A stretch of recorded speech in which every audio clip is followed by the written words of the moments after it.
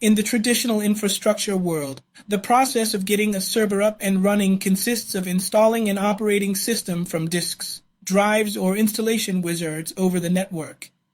In the AWS cloud, installing the operating system is not your responsibility. Instead, it is integrated into the AMI of your choice.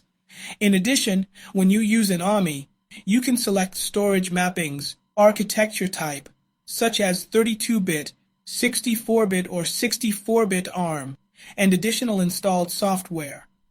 Therefore, an Amazon Machine Image, AMI, is a supported and maintained image provided by AWS that provides the information necessary to launch an instance. Basically, you must specify an AMI when launching an Amazon EC2 instance. When you need multiple instances with the same configuration, you can launch them from the same AMI. When you need instances with different configurations, you can use different AMIs to launch them. Also, you can create your own custom AMIs or use AWS-provided AMIs, which include images for common operating systems, such as Amazon Linux, Ubuntu, and Microsoft Windows, and pre-configured applications, such as WordPress and Drupal. Basically, the AMI is how you model and define the instance, while the EC2 instance is the entity it interacts with. An AMI contains information about the volumes that will be attached to the instance when it is launched. Each EC2 instance has at least one volume known as the root volume on which the operating system is installed. Because an EC2 instance may have additional volumes depending on the type and use case of the instance, the AMI contains information about these volumes that should be created and attached to the instance when it is launched. Then, when you launch a new EC2 instance, AWS allocates a virtual machine running on a hypervisor. Then, the AMI you selected is copied to the root device volume that contains the image used to boot the volume. Thus, you get a server that you can connect to and where you can install packages and additional software. Now, what is inside an AMI?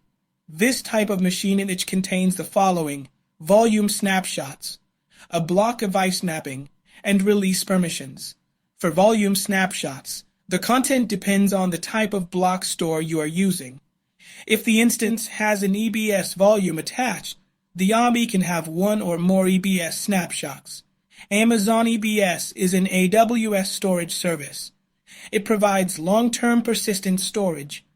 These Amazon EBS volumes are what are attached to Amazon EC2 instances and can be used in the same way as any other local hard drive attached to a computer. Then, the AMI, you also have the block device mapping that specifies which Amazon EBS volume is attached to the instance when it is launched. Now, regarding the launch permissions, these just specify which AWS accounts can use the AMI to launch EC2 instances. A launch permission can be set to public, explicit, or implicit. If you choose the public type, you are granting launch permissions to all accounts in AWS. This means that anyone with an AWS account can use your AMI. For the explicit type, you are granting launch permissions to specific AWS accounts that you define. And finally, the implicit type is a default permission from the owner to launch the AMI. This will all make more sense when we see a demo. Now, keep in mind that an AMI has a regional scope. This means that you can only use and start your AMI within a single AWS region by default. You can also copy your AMI to another AWS region. And you can copy your AMI to another AWS account.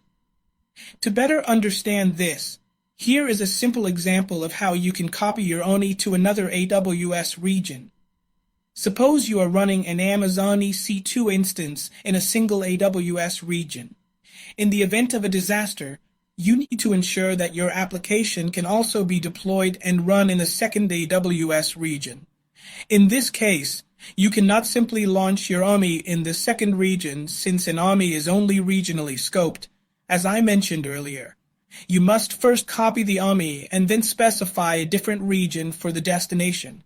For example, you can set the AMI copy destination to the second AWS region of your choice. After that, You can now launch a new EC2 instance from the copied AMI in the new region. You can also share your AMI for free or sell it on AWS Marketplace for profit.